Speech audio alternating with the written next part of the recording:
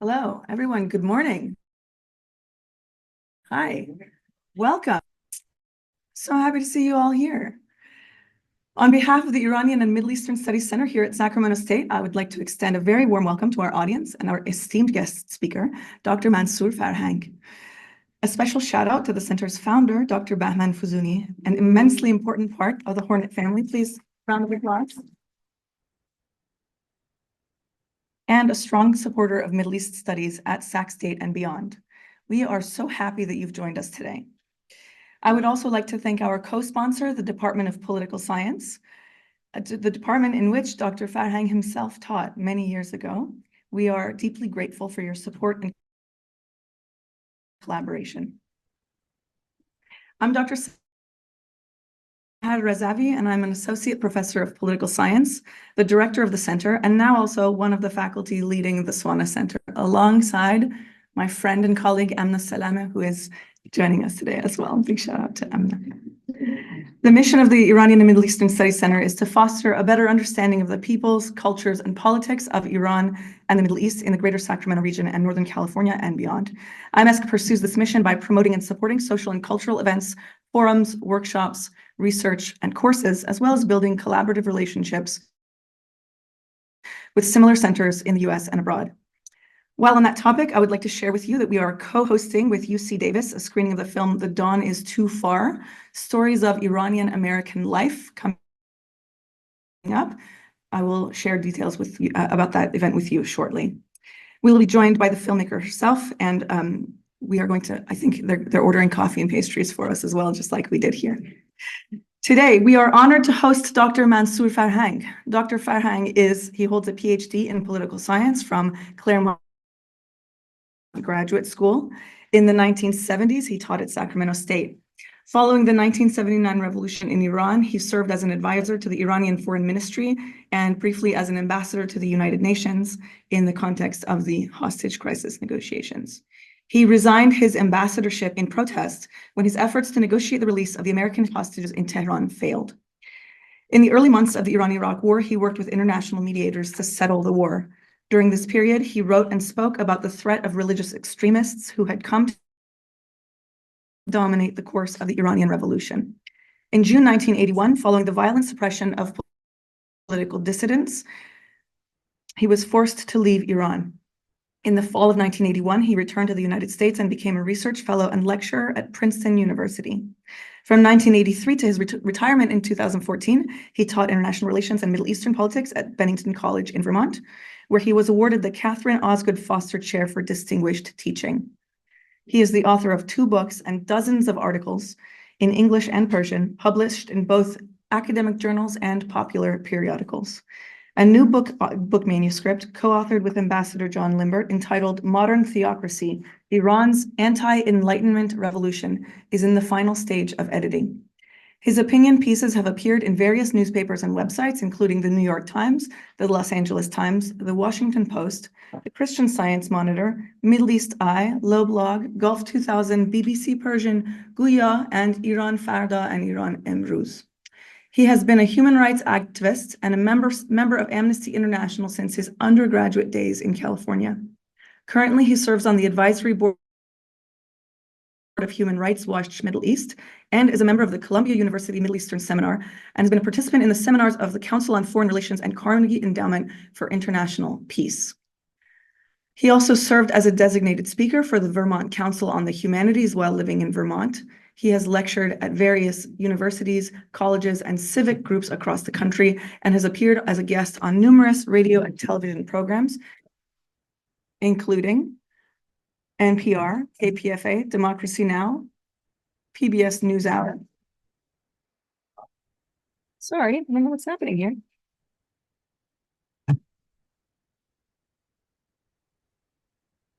Apologies for the technical glitch here. Never happened before. Let me see what's happening. We have staff on it. I mean, I'm happy to just shout. I'm cool with that if we have to. Try the other one. Bring in a different one. Thank you for running to the rescue. Mic check. All right, we're back in business. Apologies to the audience. That's okay. I can brag about Dr. Farhang some more. We're going to start at the list again. A list of very prestigious venues for his insights: NPR, KPFA, Democracy Now!, PBS NewsHour, ABC's Nightline, Bill Moyer's Journal, 60 Minutes, CBS's Face the Nation, and CNN. He is a regular commentator on the Persian broadcasting of BBC, VOA, Radio France International, Radio Iran Farda, and Iran International Television. Dr. Farhang's lecture today is titled Iran Revolution, Imagining the Future. The 1979 Iranian Revolution represents a departure in many ways from the ways that we understand the very notion of revolution. It was one of the largest mass mobilizations in history. At around 11%, the rate of public participation was more than double the 3 to 5% threshold at which most revolutions we've studied have occurred. Resentment against the Shah was not solely the result of excesses and missteps of the Pahlavi monarchy, but also a product of the wave of revolutionary and democratic sentiment across the global south at that time. Yet, in spite of the participation and the buy-in of so many Iranians in the outcome of the revolution, we do not see democracy. Why? Today, we will learn Dr. Farhang's insights, which will no doubt help us interpret Iran's domestic and regional priorities, but also, crucially, how to situate its revolution in the corpus of global revolutionary politics. We are recording this presentation, therefore we ask that no audience members record with their personal devices. If you want to see any portion of this presentation later, you can find it on the IMESC YouTube channel alongside our other videos. If anyone chooses not to respect the prohibition against using personal recording devices, they will be kindly asked to leave. Since this presentation has been organized for the campus community, Dr. Farhang has very kindly agreed to take questions at the end in an audience Q&A, but because it has been state community and in response specifically to requests from our students who want to better understand the current situation in the region, we are going to prioritize student questions. After student questions have been exhausted, we will move to faculty and staff.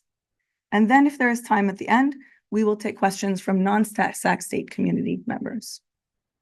Without further ado, please help me welcome to the stage the preeminent Dr. Mansour Farhang.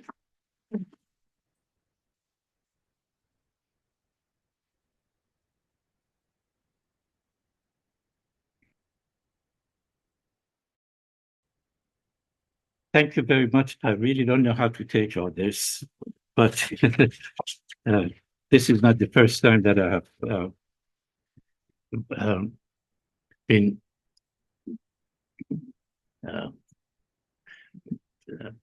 have had difficult time to relate to what I hear in Sacramento. I have to tell you about my emotional connection with Sacramento before saying anything about politics or sharing my confusion or bewilderment with you. I came to Sacramento in 1960. I left Iran to come to the United States as a student on bus, train to Germany, and from Bremenhofen in Germany, I took the United States line to come to New York, and I had a friend in Sacramento who is no longer here. He suggested that in order for me to see the country, I should take the bus from New York City to Sacramento. And I followed his advice, unfortunately. He didn't really know much about taking the bus from New York to Sacramento. So it took over 20 hours. I went through various bus stations.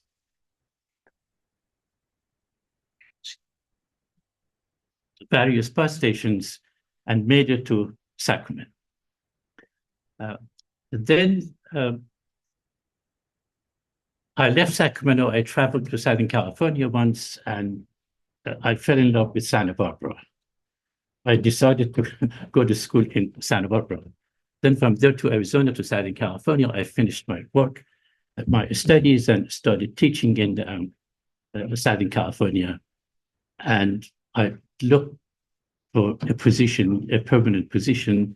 I had a couple of offers from other places, but there was only one place that I desperately wanted to come. And it had absolutely nothing to do with politics or university or a scholarship. It had to do with the fact that I had split up with my wife and I had the custody. I was getting the custody of my two sons who were 2 and 4, and they were living near Sacramento. The only way I could open the case in order to get the custody was in Sacramento. So I came to Sacramento, and I never forget about a lawyer in Sacramento actually managed to make me succeed in getting, it was extremely rare in those days, to get the custody of my sons, Mark and Sean, and we lived together. They raised me, literally. When I first, my wife, and I introduced my sons to her and said they raised me, she thought I was kidding.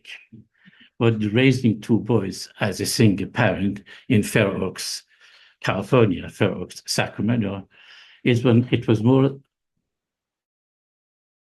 educational than everything else I had done as a student or graduate student. Fortunately, my oldest son, Mark, is in Sacramento, a very successful man. Amongst my youngest is the professor of law at UC Berkeley. And we are all getting together here in the next couple of days. So it's being in Sacramento for me is a deeply emotional matter. Now, my purpose in presenting, talking about Iran, is not really to real contemporary issue. Iran has been in the news for the past 45 years, and Iranians are as confused, as bewildered about what is going on in their country as many scholars, literary scholars of Middle Eastern studies abroad. So it's an extremely complex situation, whether we see it critically or whether we see it in an objective and kind of non-committal fashion.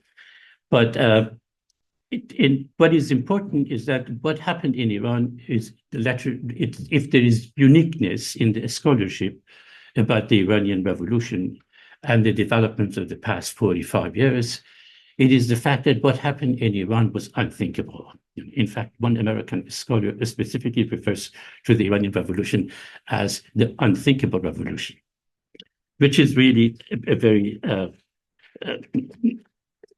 I would say, accurate expression of what has happened in my motherland. Let me first say, until about mid-19th century, so I get into a historical background in order to develop at least one perspective, one understanding of what happens in Iran. And obviously, this one understanding could be challenged, could be questioned, and it could change as we're following complex events anywhere. We have to be open to change and modification of the way we see and analyze things. Until mid-19th century, I would say probably over 95% of the 10 million Iranians who lived in the country were pretty certain about where they were born, what kind of job they will get, and what happens after they die.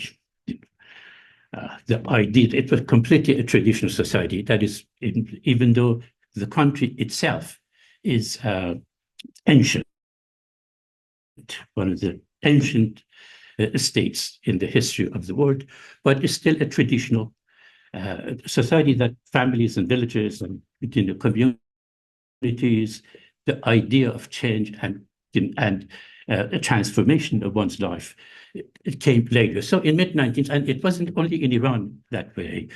It was the same way in advanced societies earlier. One specific example is one, in giving you a specific example of what I mean, is that there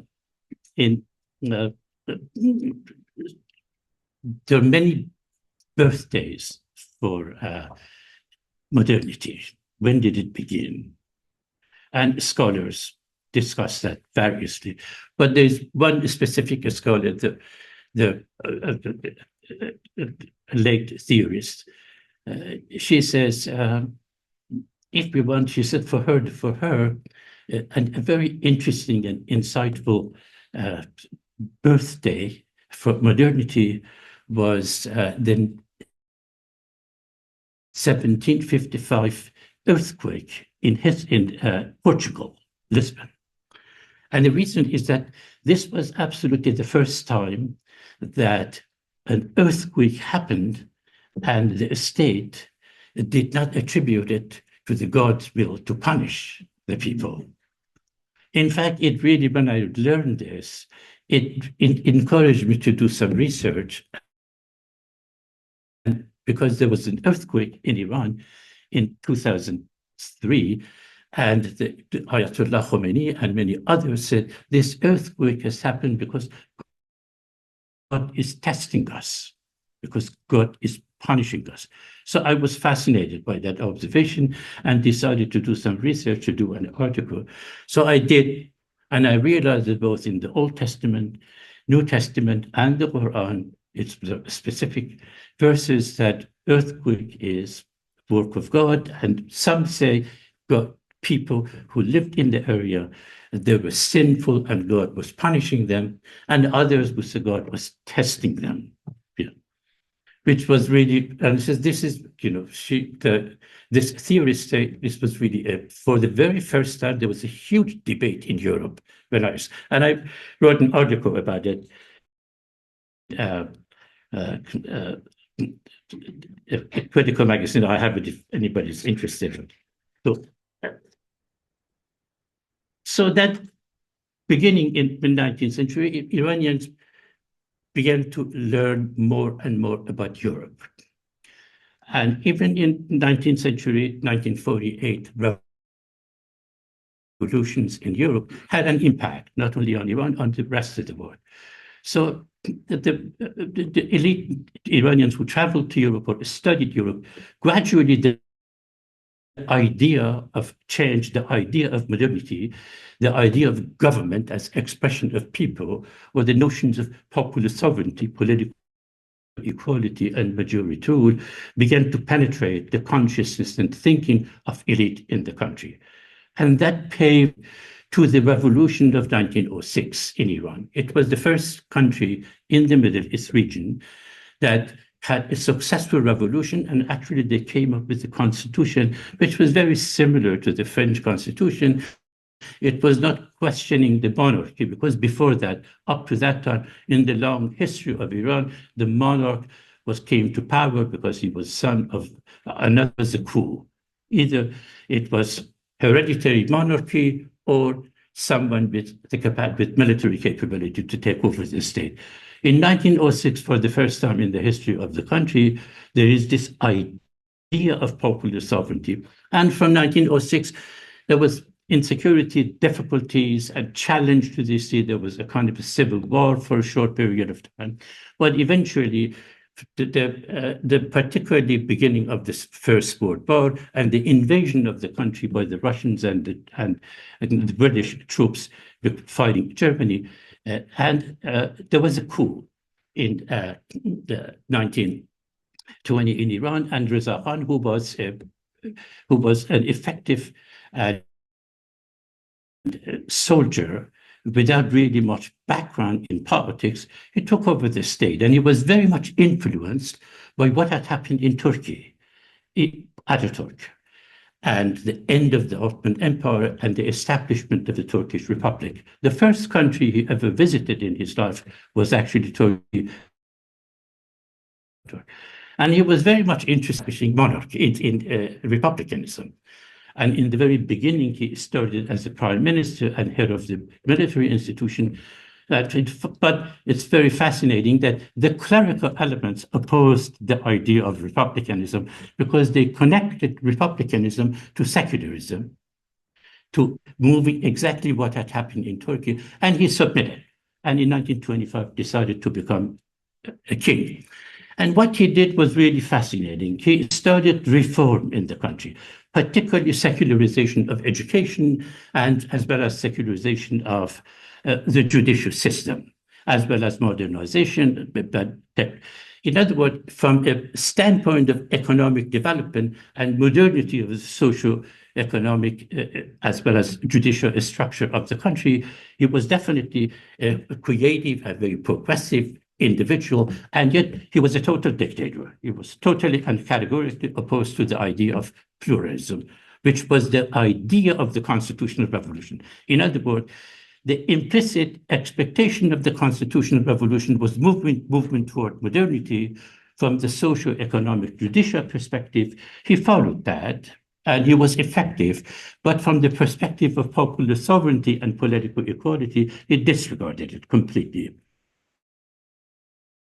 And then he was also fascinated by what was happening in Germany during the 1940s, that as a result of that, when the Second World War began, the British, the Americans, as well as the Russians did not trust him. And they decided to expel him from the country. They did in 1940. They sent him to South Africa, and there was absolutely no defense of him when the foreigners decided that he was a potential threat to their strategy to confront Hitler. And they brought his son to power, which was only 21-year-old at the time. And so from 1940, the country, the occupation of the country, as well as the rising of middle-class political activists who were influenced by modernity, who had spent time studying abroad or had lived abroad.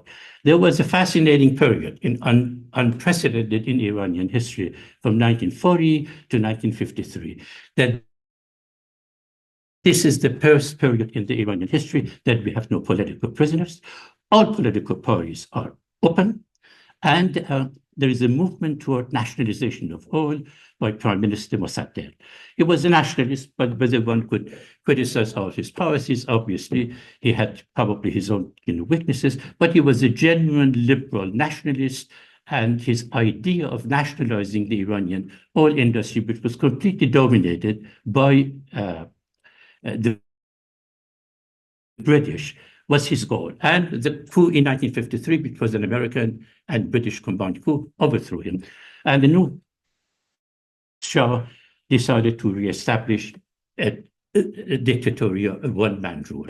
And again, he also continued with respect to socio-economic, cultural developments. Iran, the modernity of Iran during the Pahlavi, both the son and the father, continued, but not politically. So as a result of this political rejection of the political purpose of the constitutional revolution, confrontation between the state and the growing middle class, particularly urban population and urban educated class, continued. And I would say during the 1920s and 1930s and 1940s, and continuing that, there were three different perspectives challenging the status quo, challenging the monarch. There were liberal nationalists, and Mossadegh played a significant role in organizing it. If there was one perspective, at least ideologically, to what extent they were committed to liberal nationalism in practice is a different matter. But the idea of liberal nationalism was definitely National Socialism, liberal nationalism was very much motivated. We are talking about urban, largely urban, educated middle-class sectors. Even at this time, overwhelming majority of the Iranian people did not really take part in practical politics. Neither did the constitutional revolution. Even the constitutional revolution, but a tiny sector of 80% of the Iranian people were living at the time in the rural areas, and they had very little to do with the revolution. Even in the second, during the 1940s and 50s and so forth, it was largely, except that middle class had expanded, the population had reached up by the time of the revolution. Iran had the population was 37 million. So here, three different perspectives, critical perspective toward the regime developed. One was liberal nationalism. The second one was leftist particularly the Communist Party, but not limited to that. Later on, particularly during the 1950s, we had a number of Maoist or independent Marxist-Leninist groups. They categorically rejected the regime. Liberal nationalists were open to reform. They didn't really question the monarchy as such, even though there were elements among them who took the position. And the third group were the Muslims. In other words, advancement, the socio-economic, cultural development during the Pahlavi regime created these three different groups, one very much committed to class analysis, Marxism, Leninism. Remember that particularly today, the generation, the difference between generations when we are talking about the period, it's the Cold War, and the nature of politics was completely different from what we face today, in regard to Iran as well as elsewhere. And the Islamists, that was an ideology. Gradually, their opposition was not really to the dictatorial practices of Reza Shah and Mohammad Reza Shah. Their objective, the religious people, their objection was to the social, cultural, particularly secularization of education and judiciary. Because before the constitutional revolution, the Iranian education and Iranian judiciary system were completely dominated, except that they never admitted the move to take over the state. They were influencing the state, particularly in the area of education and judiciary. But so when the challenge against the Shah began, these three groups, it's fascinating, the leftist, the liberal nationalist, and the Islamist. India could come to the United States in the 1960s and 70s, see student organizations exactly representing those three perspectives. And I never forget that in Sacramento State, there were those three groups very active, and I had association all of them as someone. And I never forget often asking people who led these groups, do we know what we want? Because we all knew what we didn't want, Have we ever had a conversation about what we are seeking, what we want to create? They never had any contact with each other. In fact, they saw each other as the other. It was the same thing inside the country. The liberal nationalists, leftists, and they and remember that with respect to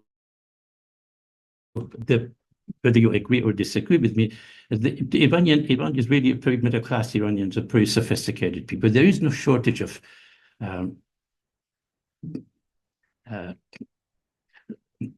understanding or knowledge, but there is a fundamental shortage of working together in an organization of work. And the research has been done in Iran. So it's not a question of understanding, it's not a question of having historical perspective, but it is the behavioral, that is a country, people who have lived in autocratic societies for centuries and centuries, and the autocratic society existed in the neighborhood, in home, in the schools, as well as in the state. I remember as a kid growing up in a traditional part of Iran, there was one guy who was regarded as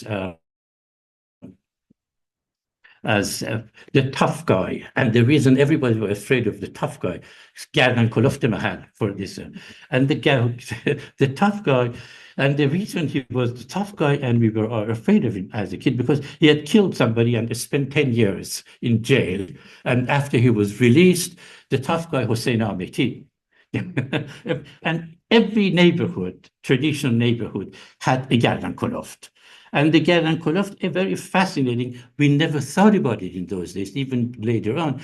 But the Gardan Koloft Mahal, the tough guy of the neighborhood, had a good relationship with the Friday prayer of the Mahal. Even Hajar Musa, who was the Friday prayer in our neighborhood, Bazarche Marvi, and Hossein Ameti, who was the Gardan Koloft in the Mahal.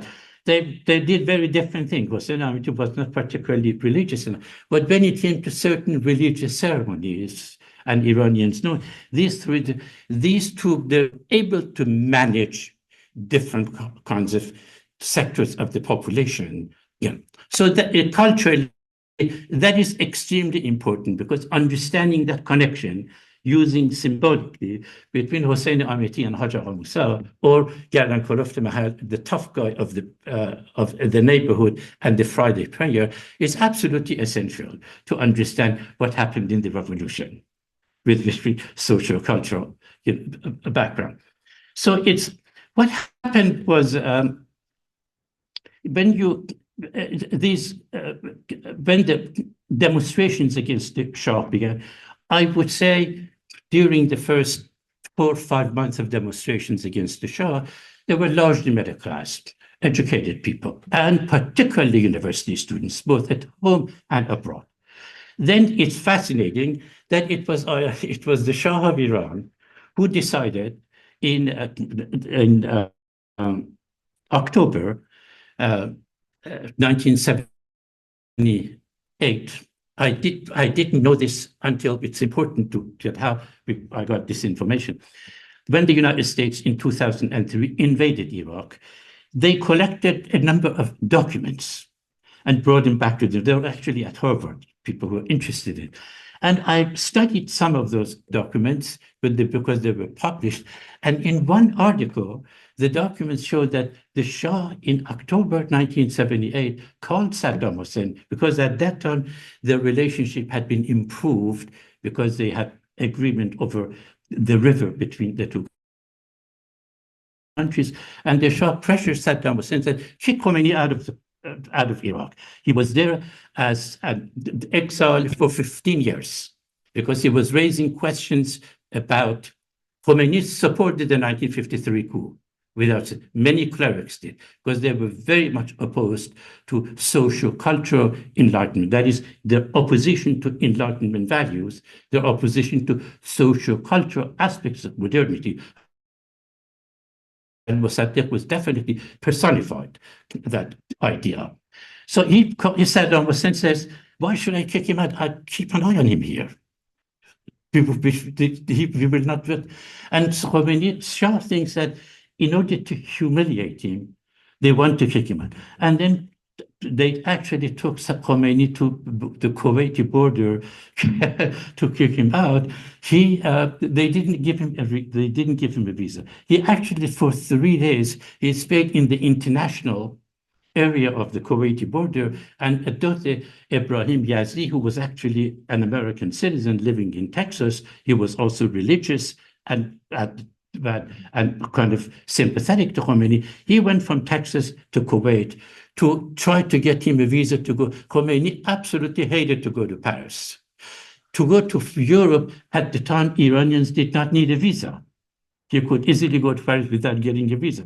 And he could not, Yazdi could not get him a visa to go to an Islamic country. So he came to France, and he hated it. And he came to Paris, to Neauphle-Château, thinking that they will try to find an Islamic country. Even Indonesia didn't accept him. So, and once he came to Paris, the Iranian students, whether they were leftists, whether they were liberal, whether they were Islamists, they all congregated around him.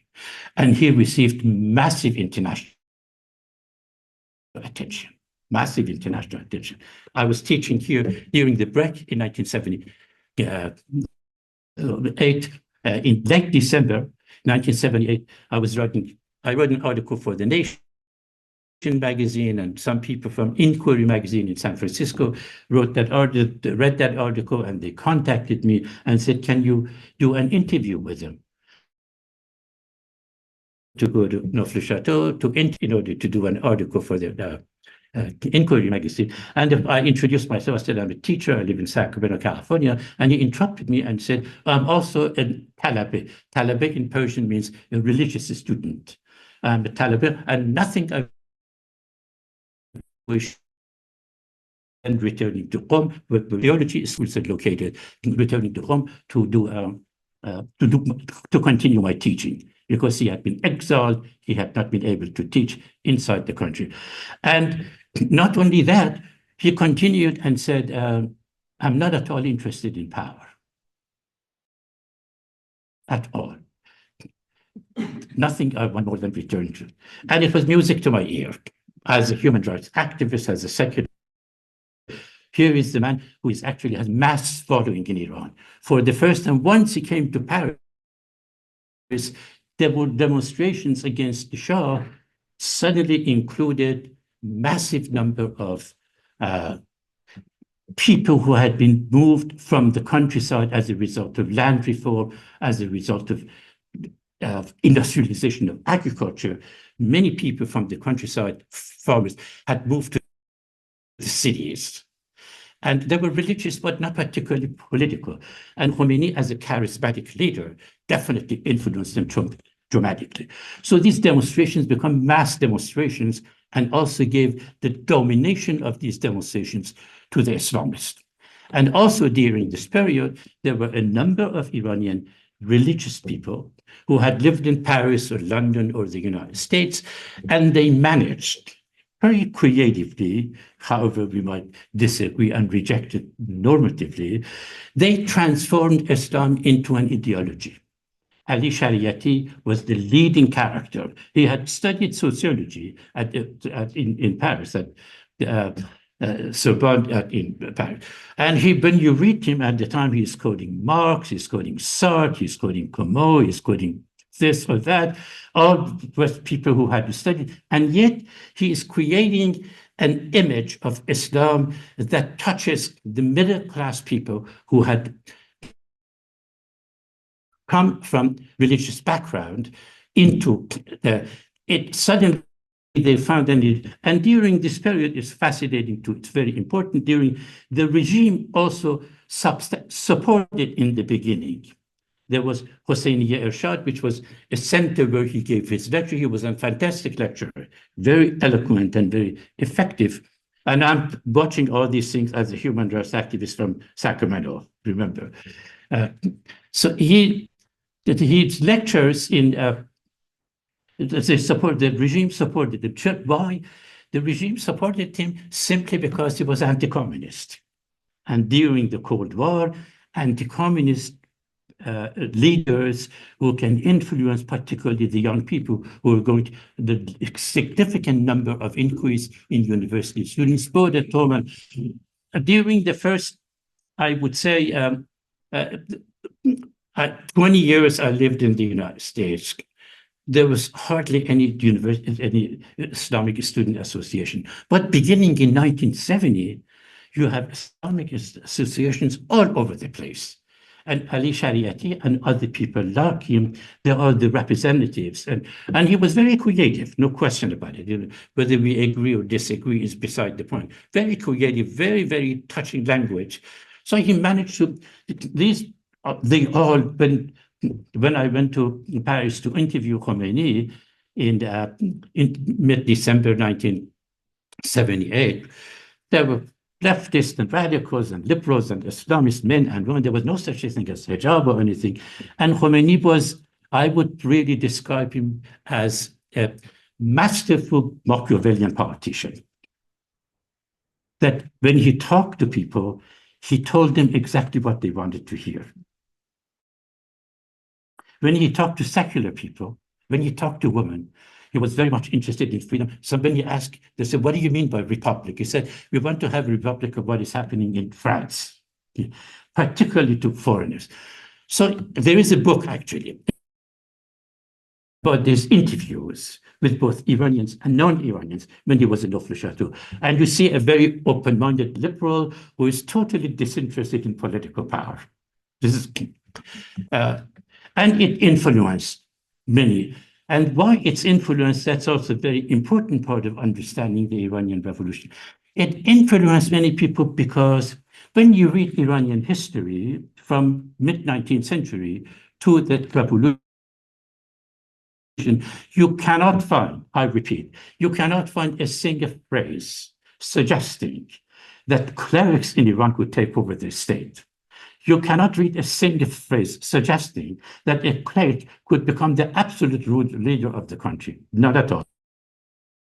You read a lot about the clerics having certain social culture, tradition, orientation, and wanting to influence policies of the state. But the idea of taking over the state was non-existent.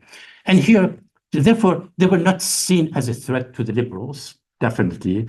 And when Mossadegh was in power, there were a number of Ayatollah's distinguished clerical leaders who supported him. So for somebody like me who came from that background, Mossadegh's background, the idea that seeing the clerical leaders as a threat was non-existent. As people who want to influence traditionally, yes, but not as a threat to the... And when you go to the leftists, those three groups, remember, when you go to the leftists, from a leftist point of view, the clerics were not part of the picture. The Marxist-Leninist view, the class analysis and all that, as Marx had said, religion is the opiate of the people, and it is on its way out. This was an ideology. In other words, the leftists ideologically rejected, in fact, not taken seriously, and yet supporting Khomeini because he was very effective against the Shah and the Islamists. The Islamists used Khomeini at the same time that Shariati had given the ideology that they could respond both to the left and to the right, to the liberals. So these three political orientations that I mentioned that were developed in 1920s and 30s and 40s, they had become increasingly more sophisticated, politically in terms of, but they had no common connection with each other. So, in other words, when the revolution and no one had ever read anything I'd ever written. I, for one, I interviewed him. I had absolutely no idea what he stood for because I was not religious and I'd never read anything religious and all that. I was very much interested in modernist type of, as somebody who was educated here and all that. So he was not, and yet later we learned that when he was in Baghdad, he had really developed a very significant and systematic theory of theocracy. That in other words, he went back to early Islam. And when I read 6 months after the revolution, when I read Kashf al-Asrar, the discovery of secrets, I literally cried.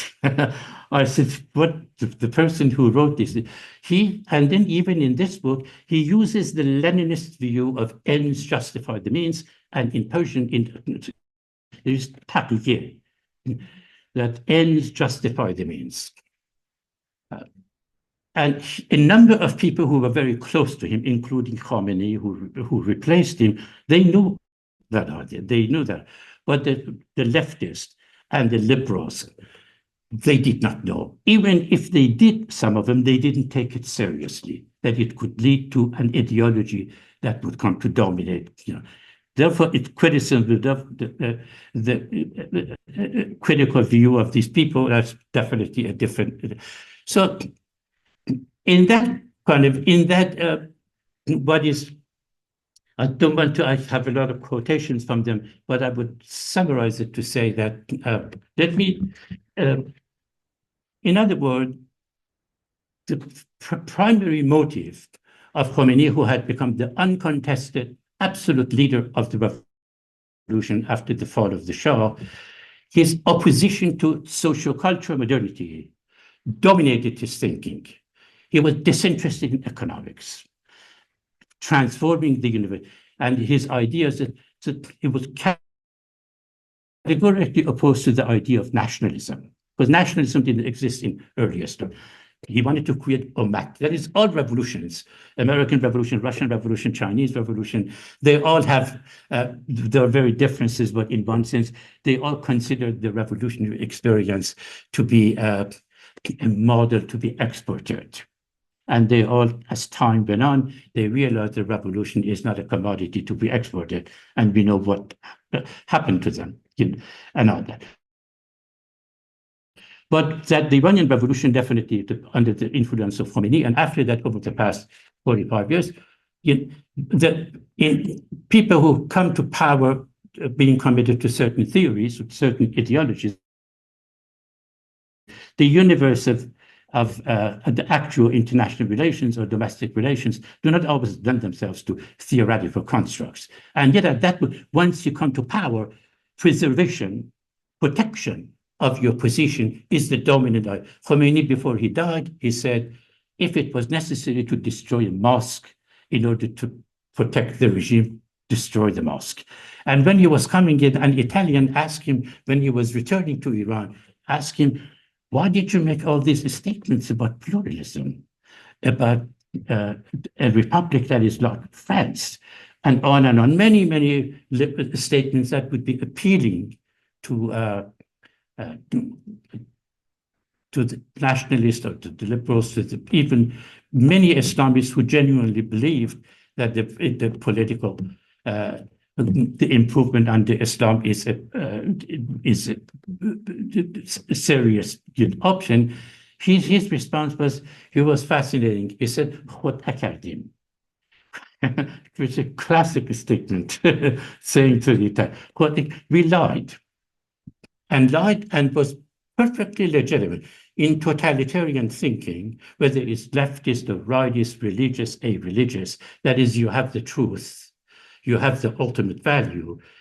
To do anything, the phrase was actually invented, or at least used, or maybe others, it has been used for Machiavelli talks about it, but the time it became part of the ideology was in Leninist perspective, ends justify the means. In other words, when you know the truth, when you know about the past, and then in the theory, when I say imagining the past, so where do you want all revolutions at this promise, American Revolution, Russian Revolution, Chinese Revolution, Cuban Revolution, and all that, they all promised to create a state which had never existed before. That is, they wanted to create a utopia that had never existed. In the Iranian Revolution, it's the reverse. They want to go back to a utopia that existed 1400 years ago. And there are two people, the Hazrat Ali was the leader of the Shiite sector, and Muhammad. And of course, coding these things, as Shakespeare said, the devil could quote this scripture to make a case for himself. That whether it's Old Testament, New Testament, or religions of other places, they're written in such a way that they lend themselves to diverse and continuing interpretation in order to fit, in order to justify what is necessary in order to protect the existing order. So in other words, ideology, which in the beginning could be a motivation for action, could be a very important motivation for mobilization of the society. And in Iran, Islam was definitely very effective in that sense. In the position of power, it can become simply an instrument to justify what is to be done in order to protect the existing state. It happened in the Soviet Union, it happened in China, it happened in Cuba, and even it happened in France, and of course it happened in Iran.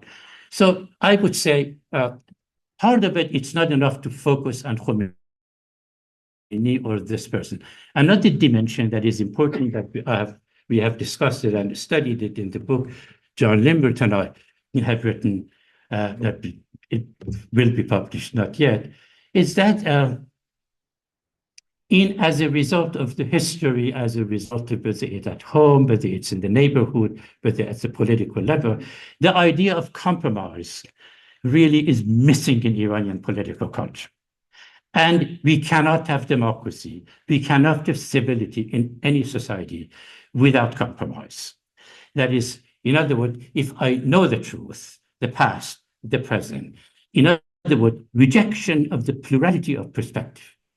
In other words, fundamentalism or fanaticism is against pluralism, is against the reality of any modern society that is diversity of perspective. There is not a single society on planet Earth today where we don't have conflict of interest, conflict of values, conflicts of style, and a clash of personalities. All of them. The level, how to deal with them, whether we do it through autocratic rule or whether we do it through democracy. And democracy has, in fact, an implicit presumption, and that implicit presumption, these conflicts are inevitable, but they can be more or less. Second, the only way to deal with conflicts, with the inevitable conflicts, is through compromise. And one person who is denying that today is Trump. He refers to his critics as enemies. And once you define anybody as enemy, ends justify the means. Killing them and destroying them is you're at war. In other words, the Iranian regime today, whether we like it or dislike it, we criticize it, reject it, or that, it's a totalitarian state that is expansionist. Expansionist in the sense that it has spent hundreds of billions of dollars in supporting the proxies, India. And one country that really helped the United States, the Iranian regime, unwanted, was the United States of America. How? By going to Iraq and destroying Saddam Hussein and bringing the Shiites to power, and then opening the road from Iraq to Syria and from Syria to Lebanon.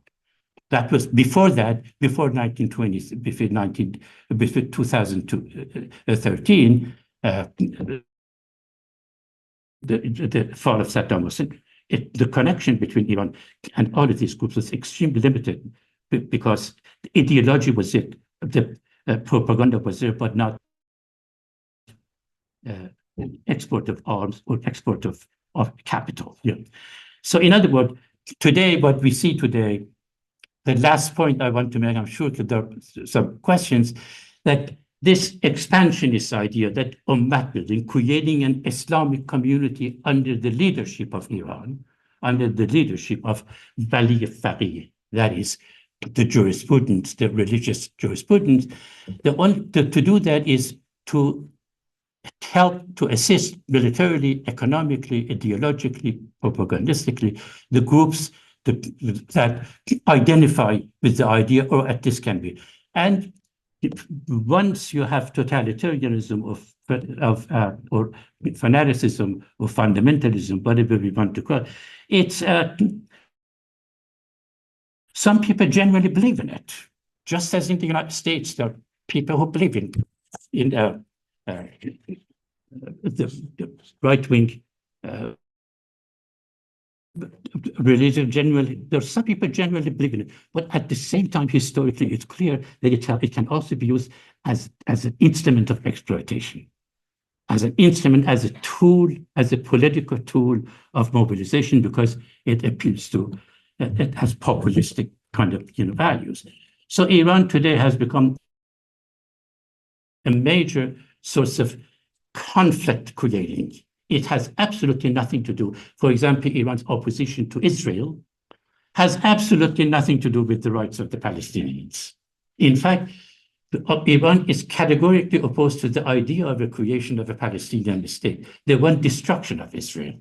And they call Israel a cancer. So the cancer has to be removed. So in other words, Yasser Arafat, who used to be the first person Khomeini was willing to meet him, but once he met with Ayatollah Khomeini, with American president, or with Issa Rabin in Washington, they kept this man and they described him as an agent of imperialism. And then they support groups that reject, like Hamas, like Islamic Jihad, like Hezbollah, that reject the existence of Israel. And it's fascinating that the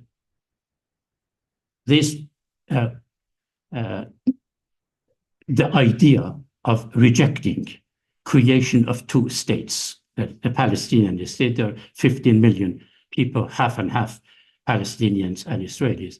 The idea of that the United States accepted, all European countries have accepted it, or other. The idea of opposing it is very much appealing to right-wing Israelis, because the right-wing religious Israelis take exactly the same way.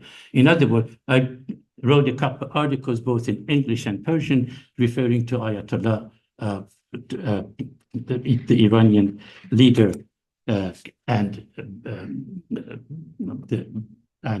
Netanyahu, Khomeini and Netanyahu as intimate enemies.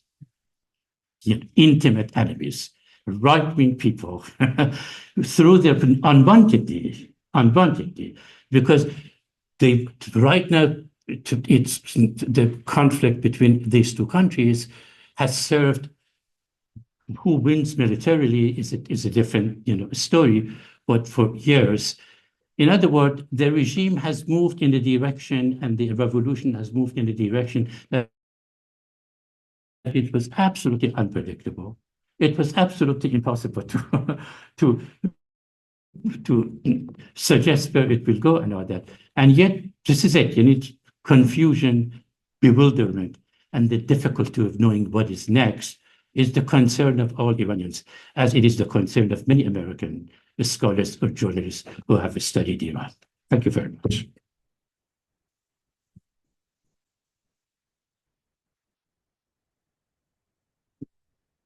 I will be happy to share more of my confusion and bewilderment with you if there are questions or comments.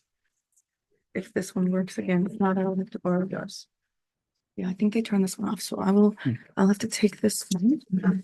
And then we'll take a few questions at a time and then Sure. bring that. Okay.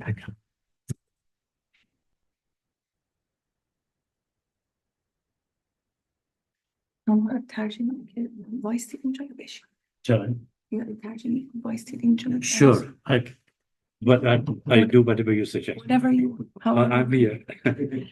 So I think particularly people who have critical questions, I please urge them to raise them so I can learn as well as I can. absolutely. So as I mentioned in the beginning of the talk, we are going to prioritize student questions, and then we'll go to faculty and staff and community members. That's our sort of order of priorities here. So I'd like to first, before we take the questions, I want to take the host's liberty here and ask a question of my own. Sure. And hopefully in this way, kind of frame our thinking about how these questions may kind of speak with each other. I was particularly taken at the last portion of your talk when you were talking about Iran's historical relationship to the Palestine question. As you know, this is maybe the top concern, at least here at Saks. We have a very vibrant community of students, especially who are actively working in that arena. So I was wondering if you could talk a little bit more about the kind of calculations that led the Iranian government to position itself the way that it has with respect to the Palestine issue. And then after that, we'll go out and first students. Excellent question. First of all, I have to say that the conflict between Palestinians and Israelis is a conflict between right and right. There are 7 million Israelis and 7 million Palestinians, and the only conceivable way that we could imagine, we could think about coexistence is to compromise, to accept the two-state solution, as many Israelis do, as many Israeli activists and all that, as well as Palestine. But from the very beginning, going back to 80 years ago, from the very beginning, there were minorities on both the Israeli side and the Palestinian who rejected this idea, who rejected the legitimacy of the other side and wanted to take over. And as the confrontation continued, there is among the publics in the Arab world, as well as public all over, there's sympathy for the Palestinians. Yeah. And as well as the fact that understanding the Israeli position, people who have been discriminated against, who have gone through Holocaust for 2,000 years, and suddenly somebody comes and says, you're a Saracen, you're cancerous and I have to destroy you. It's a fantastic contribution to the people who want to increase security as the major concern So what Khomeini and his followers are doing in response to your question is opposition to Israel had two objectives. One was to challenge the Arab states who had accepted the reality of Israel militarily, politically, and internationally, and wanted to coexist with it. Egypt, originally the first enemy of, now they have diplomatic relations. Or Jordan, another country that they have diplomatic relations. In the Persian Gulf state, even though the two of them have developed relationship, but many of them, even Saudi Arabia, even though they might not openly express their support for Israel, but they have relationship, economic relationship, as well as security concern. So the Iranian regime that was totally opposed to the idea of reconciliation between Arabs and Palestinians, and at the same time knew that the public opinions, the mass public in the Arab world, has sympathy toward Palestinians and also critical of their own governments for not expressing the Palestinian objective or coming to, one of them actually, the violence they used to committed against people who were interested in reconciliation with Israel, including President of Egypt. So in other words, Khomeini's strategy, which has continued to this day, was the you reject the legitimacy of Israel, without really talking about Palestinian rights and having, because they don't, the Iranian regime talking about Palestinian rights is an absurdity, because they don't believe in rights in their own society. So, and yet questioning that, appealing to the people and also confronting and irritating, causing problem for the governments. So as a result, they wanted to be the spokesperson for the opposition to Israel in the region.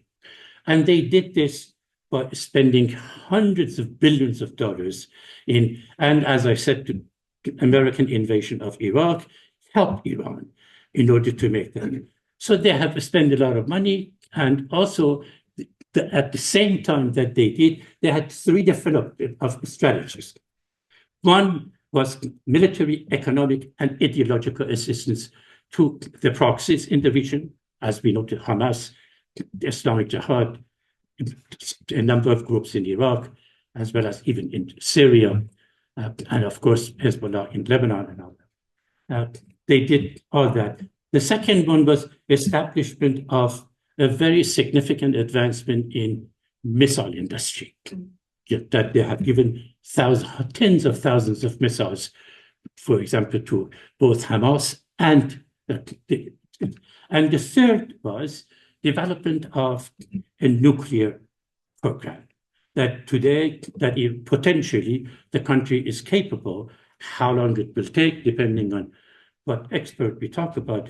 The third was to develop it as a deterrent capability, that if we have nuclear capability, the Israelis are not going to use military against us. At the same time, if we develop this capacity, therefore our military and economic assistance to the proxies would be even more effective. So Israelis are deeply concerned about the Iranian nuclear program. The United States wanted to solve this diplomatically. So the European countries also, as I have to say that not only the United States, Europe, but Russia and China were also interested in containing Iranian's nuclear program. So they actually managed to pass 6 different resolutions in the United Nations Security Council that both Russia and China voted for it.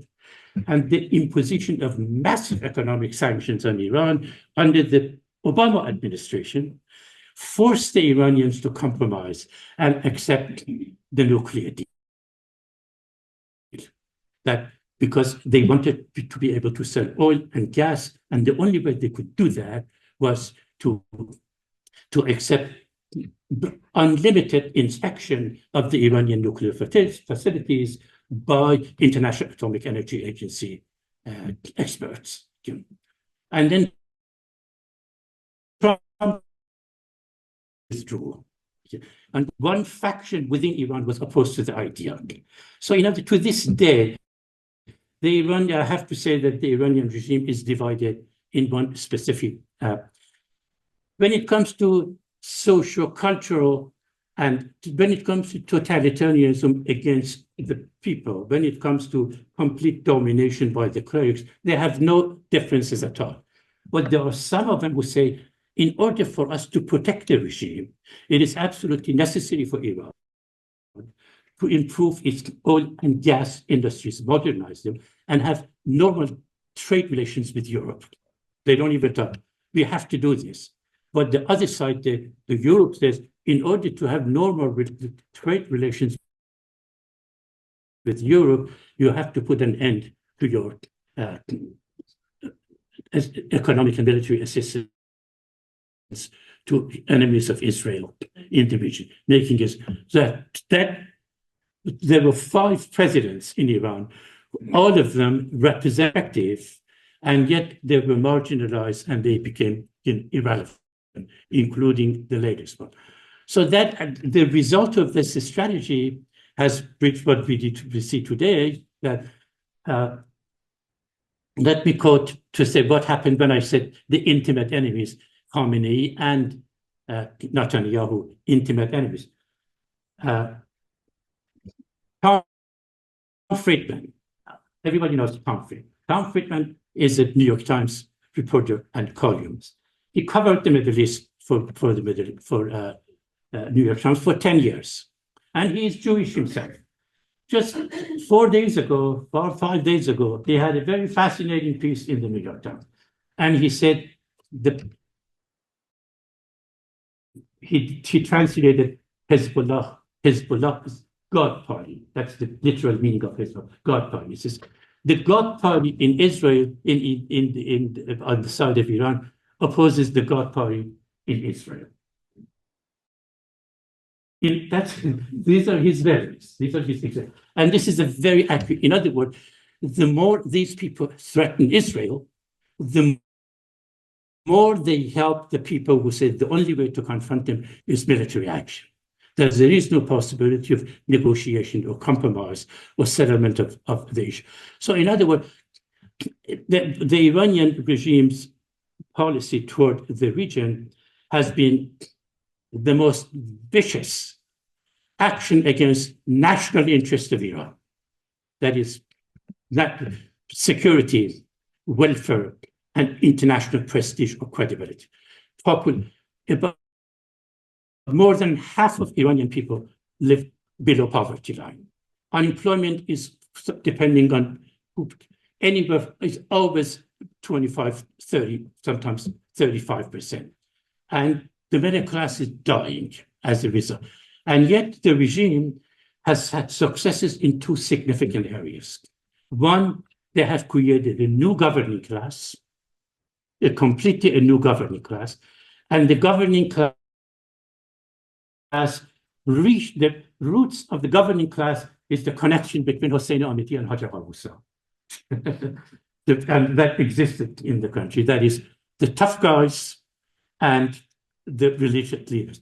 The Revolutionary Guard, definitely the leadership consists of these 2. And they had connection, and the connection goes long before the revolution. And in other words, they have created a new ruling class.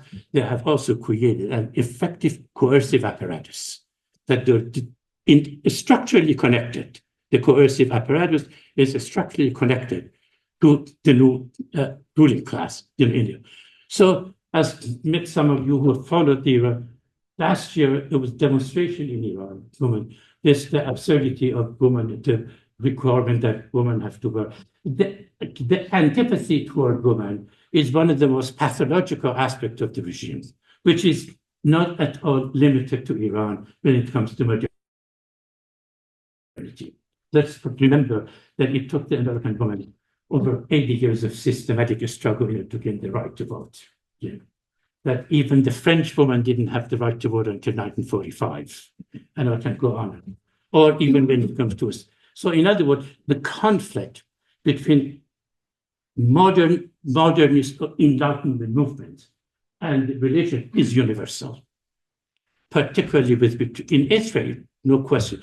The radical religious people in Israel are very much opposed to modern Enlightenment values. I've been to Israel and watching people, even people who drive on Sundays or Saturday, sometimes people on the street throw eggs at them because they're not supposed to be working. And that. So it's everywhere. So it's not limited to Iran, but in Iran, because there is a regime that is actually doing that, it has become more vicious.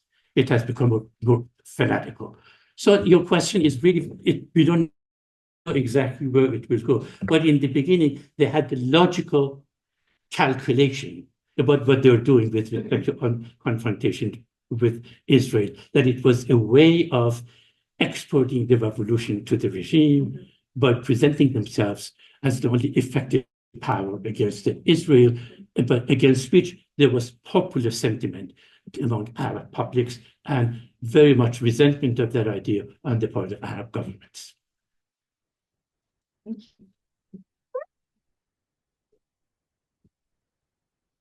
Thank you so much. Okay.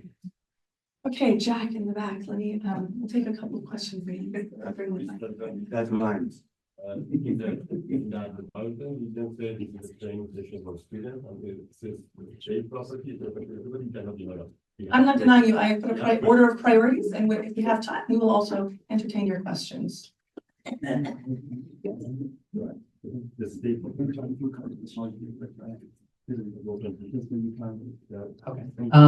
So you mentioned that Iran, the Iranian regime, is committed to the destruction of Israel. And you also, I believe you said that they don't have any interest in a Palestinian state. What would you say that the Iranian regime's end goal is within the region? Yes, we're gonna take one more question.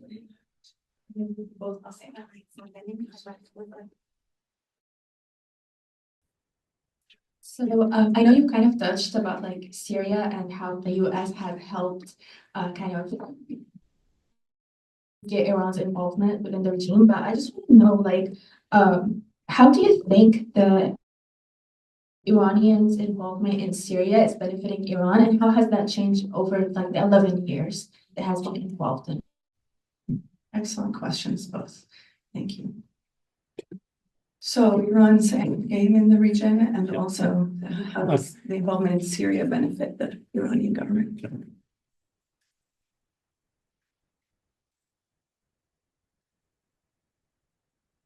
If you expressing my opinion with respect to the end, first of all, when Iran's propaganda against Israel, that always destruction of Israel is a cancer and all that. It's politically motivated, as I explained, in order to gain support among the public, the mass public, and also imitate and confront the states that have recognized Israel.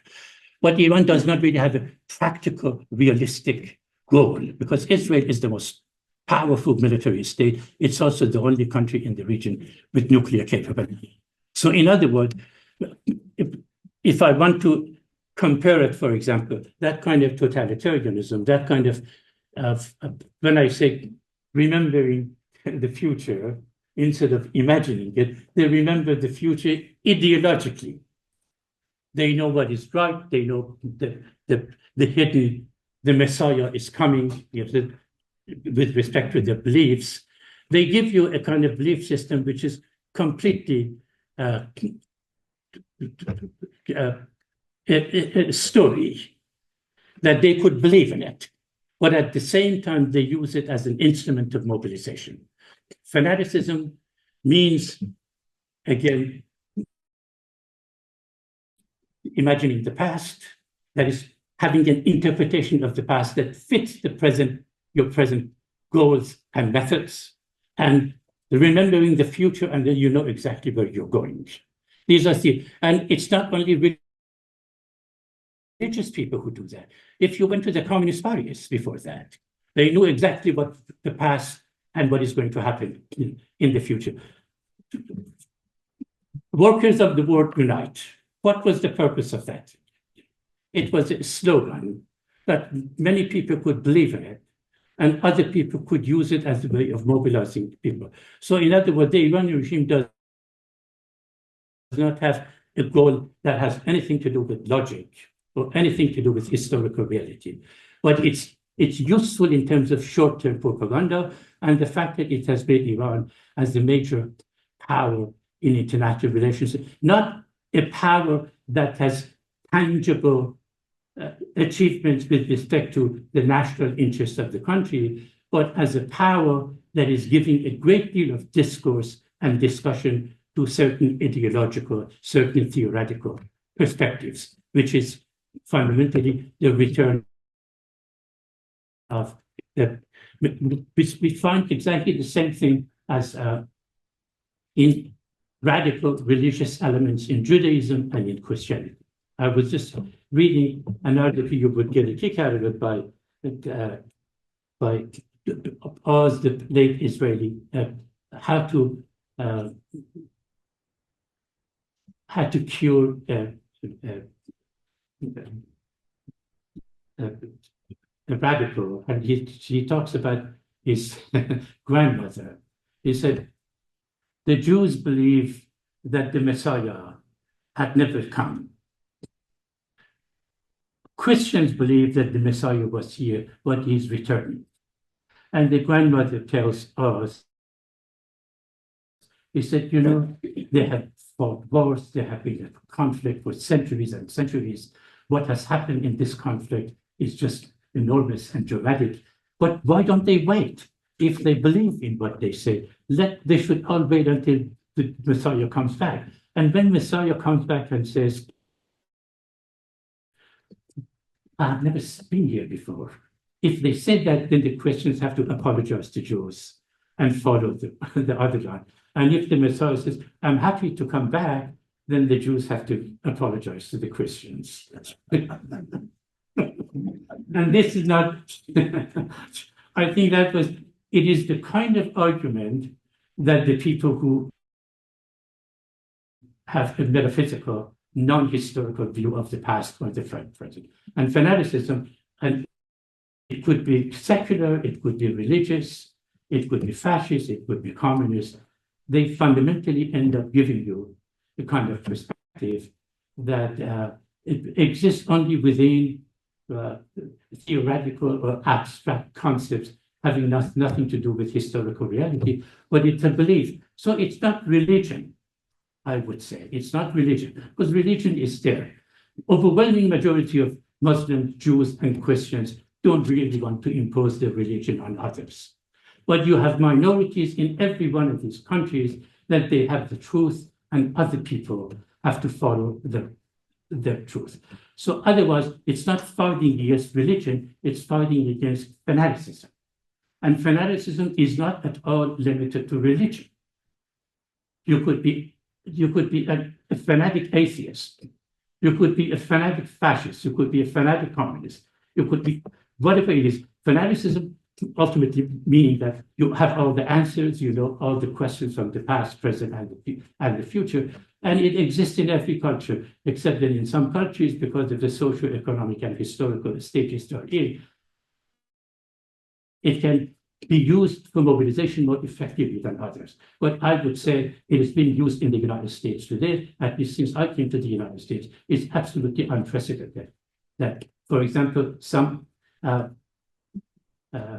evangelicals in the United States who have become very close to the party of God, the God party in Israel, they say, it's their writings, and if you're interested, Google, you can all, they say, when the Israelis are able to control the biblical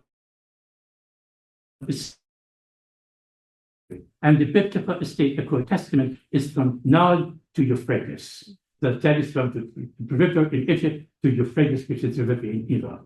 When that happens, then the Messiah comes back. So how are you going to respond to that? It's a story that some people could believe in it. Religion is a story, and some people could genuinely believe in it. But the moment you turn it into ideology, you want to impose it on others, it becomes a kind of fanaticism that imagines the past and remembers the future. Yes, there was a question about Syria. منفعت ایران تو پشتیبانی از سوریه چیه؟ So it's one reason, first of all, Syria is the country in the region that a minority Shia group consisting of absolutely no more than 10% of the population dominate overwhelming about 20 million people in Syria. That 10% of the people was his father engineered the coup. He was a top military officer, engineered the coup and established a new regime in Syria, which is completely dominated by Shias of Syria. So when Bashar Assad, the son, was challenged by the Sunnis, and the Sunnis were also radical, the part of the Islamic State of Hamas, it was the result of the United States overthrow of Saddam Hussein that gave rise to this movement. So Iranians wanted to defend the regime in Syria for two reasons. First, it was a Shia regime. It was consistent with the ideological position of the Iranian regime. Second, it was on the border with Israel, Golden Heights. And therefore, it is through Syria that Iran sent all of its arms to Lebanon because of the borders. And the Hezbollah in Syria, in Lebanon, played a significant role in destroying opponents to opposition to Bashar Assad. In other words, the Iranian strategy, again, at its logic, what it produced was 20 million population. Half of them became homeless. Nearly 5 million of them left the country. And the other half are living actually they're dependent on the United States and other countries for the food, for their hens in the desert. So the result is an absolute disaster. But the regime in Damascus is still in power. And that's why the Israelis are constantly bombing the Iranian military bases, the Iranian military connection with Syria, because it is through Syria that Iran has been sending a lot of arms to Lebanon. So again, if you ask Iranians, they give you an ideological reason. They give you a theological reason for defending or supporting Syria. But when you look at reality, there is a political calculation which has something to do with export of the revolution or establishment of Ummah or the Islamic State under the leadership. Where it will go and what are the results is entirely a different story. Please. Thank you so much for your mention. Just I have a comment and a question. The comment about the fact that you were talking about the contemporary history of Iran, about the coup, that's a myth. Now we have more than enough facts that they show it was not a coup. It could be a panel discussion. We can talk about the details. There are articles and books, and it shows that Mossadegh, he shut down the parliament and also it was sanctions. It was not even paying the employees the salary. And Shah, because of the constitution rules and regulation, he could fire him because he shut down the parliament. The second one about what you said, Khomeini in Paris was saying what they wanted to hear. Actually, I believe it's correct because they knew, like you, Ibrahim Yazdi, you knew what is his ideology because in that 1963, the first movement that he organized he exactly was against women's rights. Could you please get to your question? There are facts. Can you get to your question? If you don't want to hear just your idea, that's fine. But Sir, I just want to It's a very good question. Time, Very so, good question. Yes. because it's very interesting that I understand. It's 12:02. We are already asking a lot of people to stay But I here. think he's making a very important, good point. Yes, absolutely. I want to give people the time check right now and let you know that you can just as you know, he He was against women's rights, he was against the women voting, and also against the land reform that Shah started. But I mean, those open-minded people are educated because they knew what his background of speaking, but they followed him because they hated Shah. They wanted to just, they were looking for collapse of regime. The third one, just the last one, is you said no, there is no facts or any written documents in the history of Iran, in contemporary history, showing that clergy wanted to be the state. But actually, Ahmed Kasrali, Mirza Khan Kermani, exactly they mentioned it. They said we all clergy the time to be to govern the state.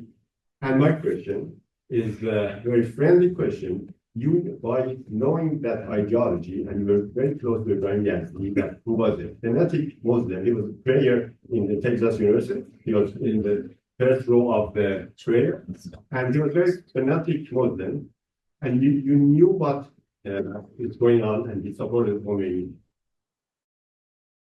So, no, you were supporting them, getting to this regime, and now you see this is terrorist regime. Yes, Absolutely. The question is that at the first of all,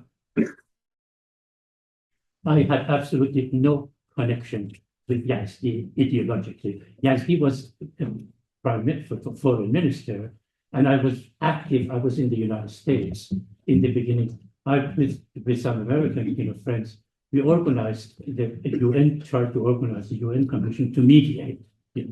I met him once. I never had any political discussion with him. And I was absolutely disinterested or uninvolved in any kind of Islamic activity. I have been an atheist in my writing and in my activities and all that. But you're right in the sense that we didn't see them. We didn't see these people as a threat. You're very right. And you're also very right, which is really a critical criticism of all leftists and liberals in Iran, that in 1963, when Khomeini came out, and in fact, even when we were opposed to the Shah, the action he did had to be supported, even though it was symbolic. It didn't have any, people didn't vote in Iran. We didn't have democracy in Iran. But even symbolically, he gave. At that time, it was actually a mistake, that it was misreading, misunderstanding, simply because, as I explained, we didn't see them as a threat. I was not in Iran, and I was here, very much involved in human rights activities of Amnesty International, later Human Rights Watch. But your criticism is very right, that we should have. But remember that what has happened has given us a new knowledge of looking at the past. At the time, the Iranian intellectuals, the people who lived inside the country, in the university, writers, poets, and people who were active, nobody raised any question. It's very correct that it's a mistake and it's a misreading of the situation that we should learn from. Not only that, with many people who supported. The question is, the Shah made it very difficult for both the father and very difficult for people to be. 2 years before the revolution, Karim Sanjabi, Dariush Furuev, and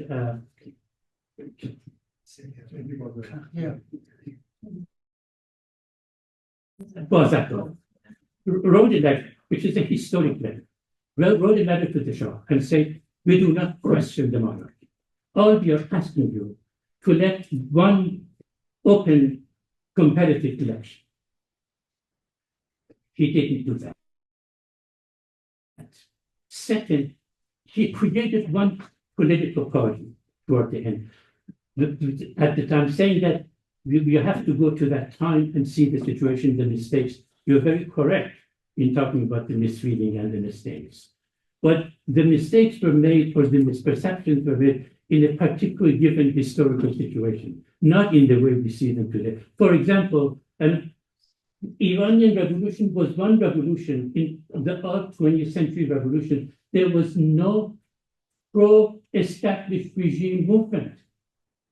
The Shah of Iran interviewed right here in the United States. He said he was shocked that all his elites were, he used the word rat, left the country like rat. Nobody defended him. Within the military, he had 400,000 people in the military. And his security establishment, trained by Israelis and Americans, they were solid. But he totally distrusted them. When you read, he looked at everything conspiratorially. And he thought it was President Carter who created it. But in other words, his mistakes also created our mistakes, or the mistakes of the people. You're very right, no question about it.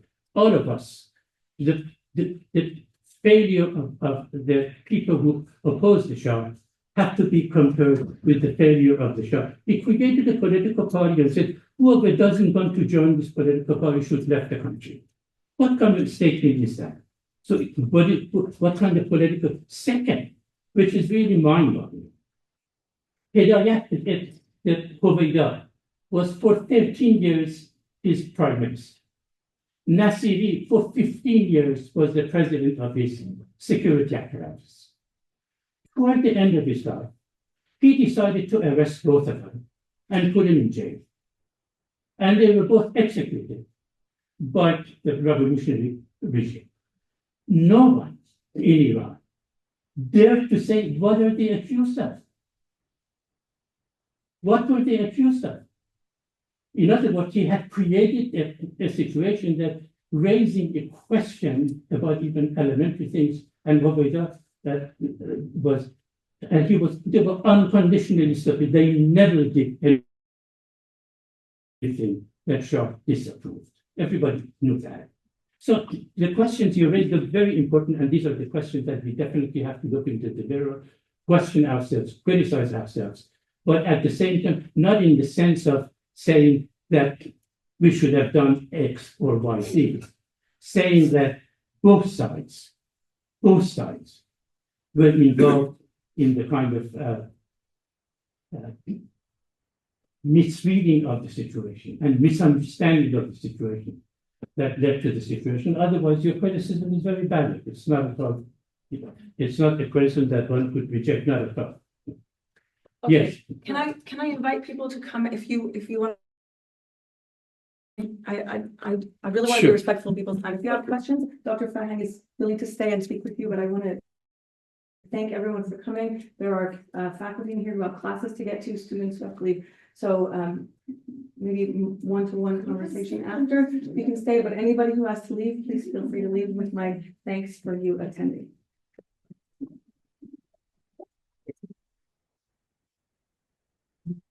Please. Welcome to Sacramento again, Dr. Farhang. In 1979, I used to come to speeches and listen to your very exciting and actually, I'm glad to see that you're still as passionate and energetic as before. In the last 3 years, well, you were introduced as a human rights activist. So, in the last 3 years, you know that there was an uprising of Iranian people, the mass movement. As a human rights activist, what have you done regarding that? And what do you think? I have done two different things. One, I'm on the advisory board of Human Rights Watch. And Human Rights Watch, exactly that 700 people were killed. 2,500 people were injured, some of them blinded, and 22,000 people were arrested. And some of the parents were threatened not to reveal information to them. That's one side. But at the same time, I had given dozens and dozens of interviews in Persian and English in order to express not only my idea, but the concern of human rights activists or all Iranians, regardless of where they stand, to the criminality of what the regime has done. That's my life. And I have also written numerous articles. So the only thing that an academician could do, either to talk or write something. What else could be? And the organizations, and not only Human Rights Watch, amnesty. I think the problem here is not really that we haven't done enough in exposing the human rights violations in Iran. Our mistake, our failure, has been the failure to create an organization of human rights activists, regardless of ideology, or regardless of gender, regardless of, to create that has developed international prestige. Iranian women, particularly young women, are the most active and the most interesting human rights activists in the world today. And if there is any hope for creation of an international organization committed to, that is an Iranian Amnesty International, an Iranian Human Rights Watch, literally, which is organized and which is governed democratically. In order to, more than that, we have to practice democracy in our interaction with each other. What does democracy mean? Democracy means respect for diversity of perspectives. This means respect for pluralism. The opposition to the Iranian regime, we are guilty of not practicing that.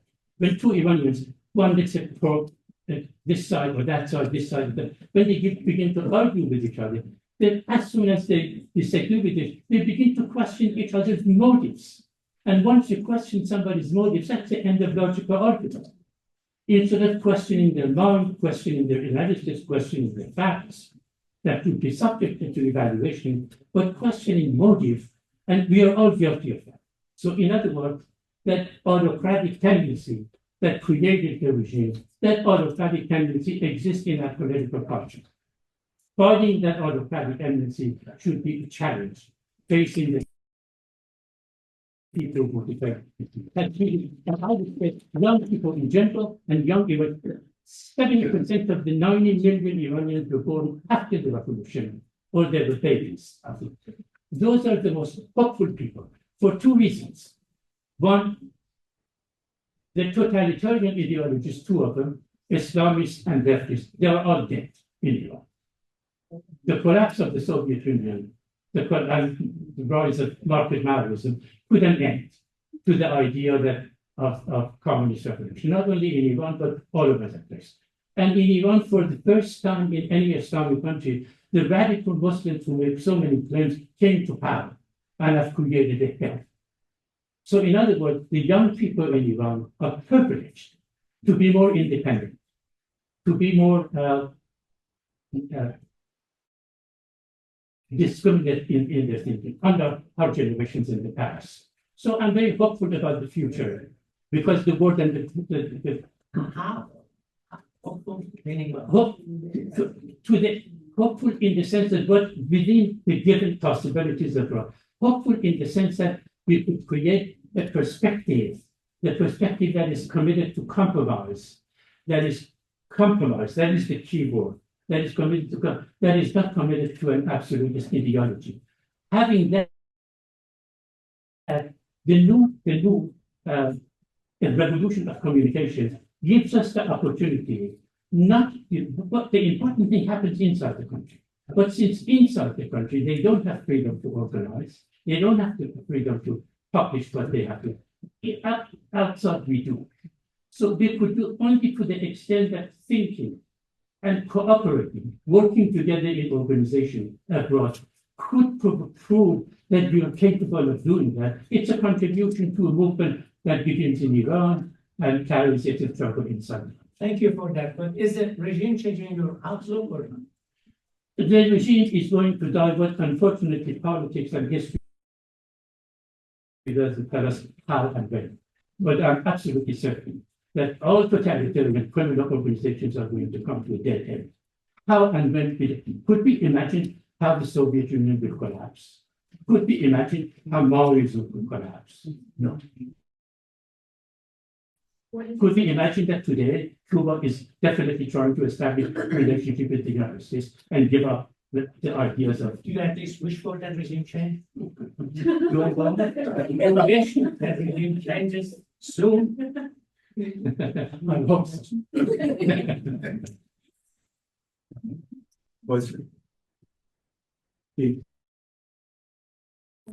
Thank you, Professor, for your educational talk. I enjoyed it. Thank you, sir. The picture that you painted, what led to 1979 revolution, I think is missing a very important factor that I would like to elaborate on. Of course, it's very difficult to pinpoint, to a single factor that caused the revolution. Or for example, let's say when you talk about Great Depression in the US, pinpointing to a single factor that caused basically the Great Depression. But for example, tariffs were very important as a result of the Smoot-Hawley Act. U.S. tariffs on imports went up significantly. Other countries retaliated. It's interesting. We're talking about this, these elections coming up, and that led to basically disrupt international trade and recession in this country, other countries. And it's funny, we don't learn from history. Perhaps it's going to happen again. So the factor that I think was missing was economics. Absolutely. And what I'm talking about is this. As a result of the Arab-Israeli war in 1974, the oil embargo by the OPEC, price of oil went up significantly overnight. And Iran benefited a lot from that. So all of a sudden, we had this period of capital accumulation. Capital coming to the country as a result of higher oil prices. And that's a very critical period. South Korea, for example, went through this, if you recall, for a while, the students in Seoul, marching on the streets, fighting the riot police and so on. And fortunately for them, they survived that period. Iran did not survive that. The majority of people who were marching against the Shah did not at least subscribe to one of those three ideologies that you mentioned, liberal, nationals, Islamists, and so on. Economics. All of a sudden, they realized that just some people are getting rich in the country, the entrepreneurs, the industrialists, and so on. And the majority of people are wondering, what's our share of all this? And that's why, they're marching on the street. So you should not forget, the impact that economics played in that. You're absolutely right. Unfortunately, I'm not an economist. I am. You're absolutely, and there is really very body of literature exactly. When you do I was doing a political history, right. You're absolutely right. To understand what is going on, we have economic issues, as you were explaining, and there is a very significant body of literature here. Sure. Thank you so much. Thank you. Please.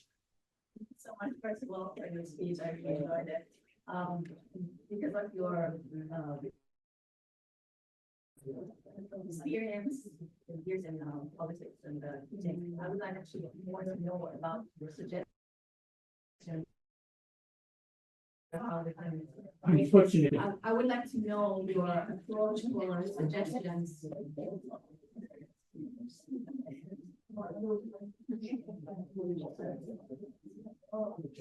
I just wanted to ask for your opinion about how we can make the move to democracy in Iran, what your suggestions are. As you said, unfortunately, we need to learn more about democracy and understanding each other, allowing each other, but what you see, how do you see the steps towards it? I think the best way you're talking about people that you are not getting the Not just, yeah. I'm talking about the realities. Right, and I'd like to know the steps to have a. I think one significant way that we can make a contribution to the idea, to the promise of democracy in Iran, to create democratic organizations and behave democratically. I understand that, And we are but, failing to do that. right, but what do you think are the steps also to achieve the democracy in Iran? I'm talking about the foreign politics, about everything that will make the change. I think the democracy is really an internal domestic thing. Now that the millions of Iranians, over 7 million, and the vast majority of them have no growth in terms of knowledge, in terms of experience, in terms of analysis. They're fantastic people.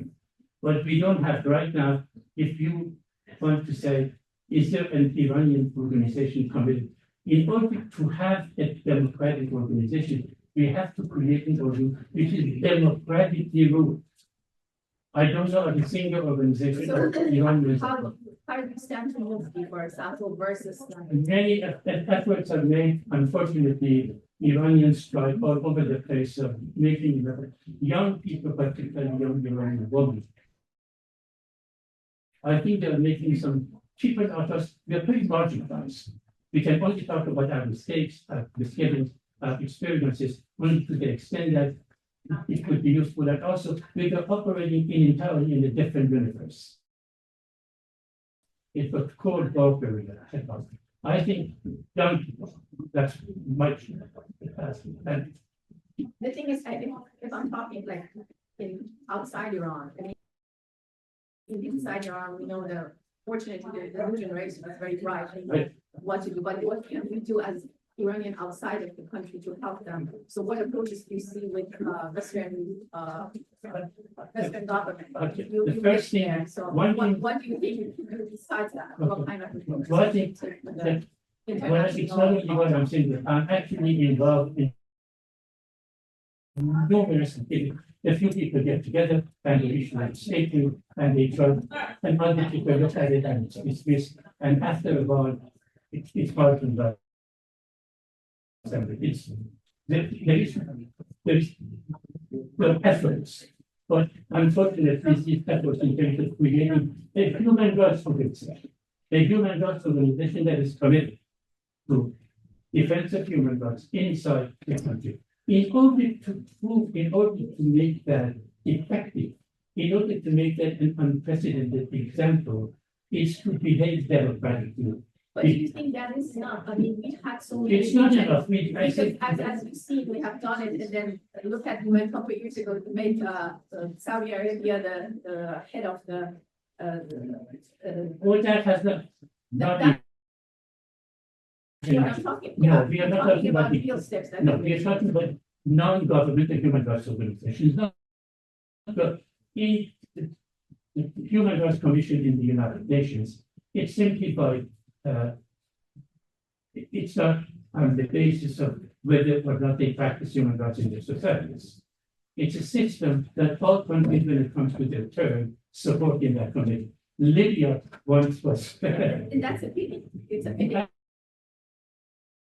And it is right But to do that. the United Nations is actually governments. I know. They talk about advancement of human rights has to do with the people inside the country. But since inside the country, autocratic state doesn't permit them in order to have organizations and practice or issue publish them. Now that millions of Iranians who claim to be committed to human rights live abroad, they can create an organization in order to prove that Iranians are capable of doing that. We have yet to accomplish that. We have 5 more minutes till we have to clear the room, folks. We have the room for the next event. We have to be out by 12:30. Okay, thank you very much.